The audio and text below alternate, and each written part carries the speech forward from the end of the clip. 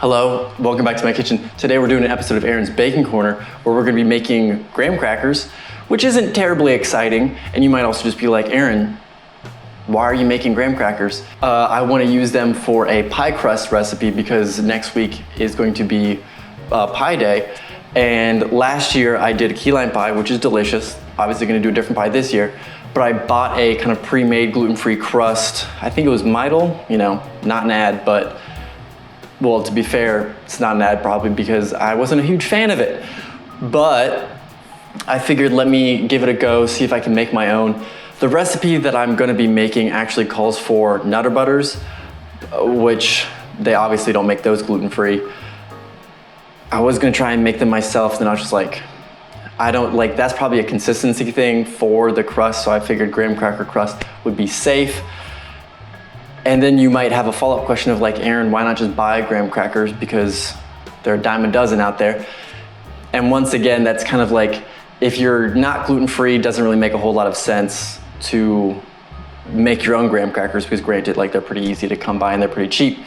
But for gluten-free people, graham crackers are actually kind of expensive. They're like $6, $7 for about half the size of like a normal person's amount of graham crackers. So I figured let me try making them myself. It's obviously gonna be cheaper. I don't know the volume because I haven't made them yet, but I'm curious just to see how they taste. I've had gluten-free graham crackers before from the store, so I'm gonna be able to kind of compare it to that. And then also, I wanna pay homage to the origin of graham crackers. It was a telegram worker's wife would bake these kind of like small thin crackers. They were kind of sweet because the guy liked kind of sweet ingredients, but she didn't want him to have too much sugar. And also he, was working the telegram, is that the Morse code thing that they would send telegrams with one hand so he could eat these with the other. And then it kind of spread from there to the office. So she's making more for them and then they started selling it from there.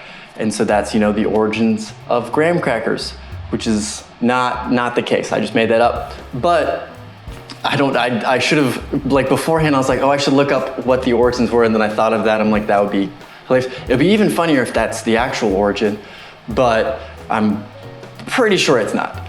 And hopefully in this kind of explanation that I was making that up, I had enough time to put the text for the actual origin, because I'll Google that while I'm editing, but I just didn't do that beforehand. But hopefully you enjoyed that little tale I told. And so let's run through the ingredients and then we'll get into cooking. Flour, baking soda, baking powder, salt, cinnamon, sugar, brown sugar, vegetable shortening, honey, molasses, vanilla extract, an egg, and milk. Overall, this recipe isn't terribly complicated. The first step is just going to be add all the dry ingredients into a bowl and combine them and making sure there's no lumps. Most of that lumpage is gonna come from the brown sugar probably because it's gonna be a little sticky. So just I'm gonna use a whisk it up, make sure it's nice and smooth, unlumpy. I don't know the term that I'm going for here, but make it that.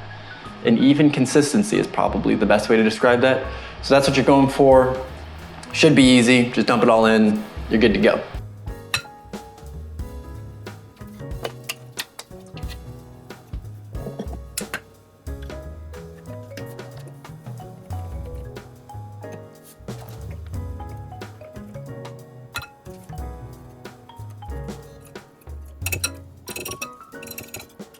The next step is to form a well in the dry ingredients, and then we're gonna add the wet ingredients into that and mix it. However, it does say to mix after each addition, so I'm going to make a well, add something in, then mix it, and then the well's gonna go away. I'm just following the instructions. Maybe I'm going wrong there, but just a warning, if I mess up, don't do that.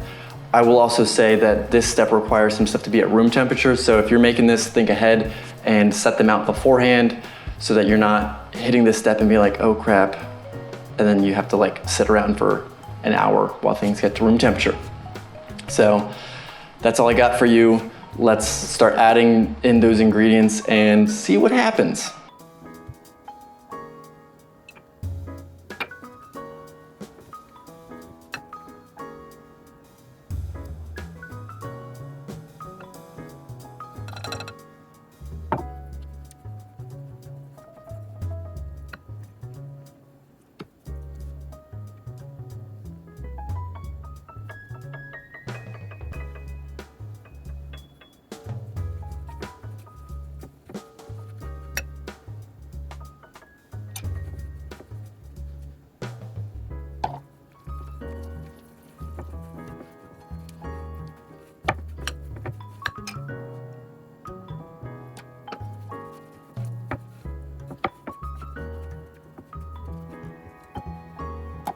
Honestly, it had me a little worried there. It seemed like it was gonna stay in a pretty floury state, and then at the last minute, it came together. So the next step is going to be to hand knead the dough in that bowl, and we're gonna add a teaspoon of milk until it's, I think, come together is the way that the recipe describes it. To be fair, not really sure what that's gonna be. So I'm gonna mix it and follow my heart. When I think that it's come together, I'll call it done.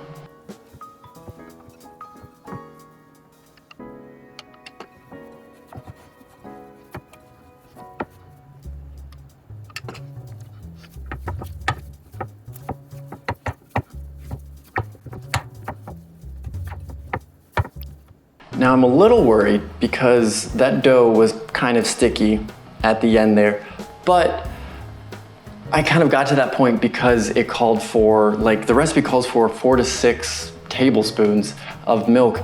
We only added in 2, and then I put 1 teaspoon in, kind of was kneading it, and I'm like, has this come together? I should have followed my heart there, but then I was like, well, I barely added any milk, so let me just add 1 more, and then it got sticky. So hopefully I didn't do anything wrong there. However, the next step does involve kind of flouring surfaces. So it's gonna get some flour back in there, and I think that will kind of mellow it out. So a little bit sticky might be actually what you're going for, because the dough will kind of absorb some flour, so it won't get like too dry. Or maybe you do want it dry because it's crackers. I don't know. But the next step is going to be to roll out the dough that we have till it's a 1/4 inch thick, and then we're going to cut 2x4 rectangles, and then I'm gonna do the traditional kind of like, you know, like put like the little dots in the cracker itself, and then like a score in the middle so you can crack it in half. Even though I'm gonna be crumbling all of this up, I still gotta make it look nice. I don't know why. I don't know why my brain's broken like that, but that's what I'm gonna do. And then after you've formed those, put them on a parchment covered baking sheet, and then any kind of loose ends that you have, you can kind of like reform, roll back out, make more graham crackers out of that. Don't be throwing away anything.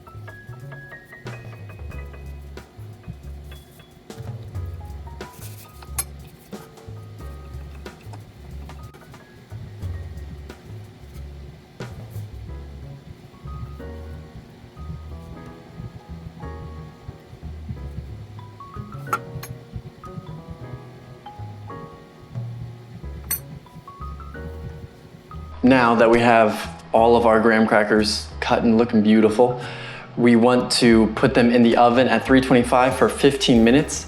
And then after that's finished, take them out and then let them cool on the baking sheet itself. And they're actually going to get crispy on the baking sheet, is what the recipe says. I'll believe it when I see it, but that's what it says, which kind of makes sense. Like that lingering heat will dry it out a little bit, but fingers crossed. All right, so here we have them. They've cooled off. I had to use 2 baking sheets to make all of them. So it's a good volume. I'm pretty happy with that. But more importantly, are they crispy and how do they taste? So let's find out. So you see little holes and stuff. I got that halfway thing. Let's see if it cracks along that. It does break along it, but it's not snapping. So that makes me think that it's a little bit soft still, I think is the culinary term for that. I was expecting a little bit more of it to be like brittle, and it definitely feels a little soft, which might be solved by the fact that I'm probably gonna use them in a handful of days, so they'll probably get stale a little bit. So that might help, hopefully. I don't know. I guess worst case scenario, I'll go buy some graham crackers, but that would kind of defeat the purpose of what we're doing here. So let's see how they taste, and then we'll be good to go. I mean, I feel like I'm tasting like the subtleness of like the molasses a little bit more than anything. But to be fair, it like, after taking a bite of it, I can't really remember what a graham cracker tastes like. I feel like they're more of a textural thing than a flavor thing. So the fact that this is soft is kind of throwing me off a little bit.